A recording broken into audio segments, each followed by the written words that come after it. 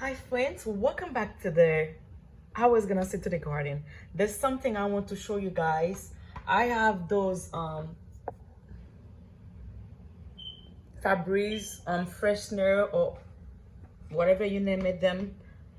And then I used to get the refill. The refill is costing a pretty good. Like some of them are $15 or $16, and they're no smell less. They're a little less money.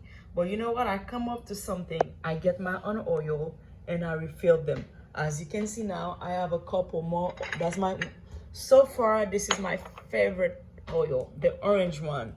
And I have lemongrass. I have gardenia here. I have them there. What I'm going to do, I'm going to do a refill. I mean, if you guys have those things, you guys can make the refill. All right, guys? I just want to show you guys what your girls been doing to keep the house smell good. Because, yeah, to smell good. I like when I'm working into my house, you have to smell good. If not, If you guys like the new ID, just let me know. I've been doing that. Thank you for watching.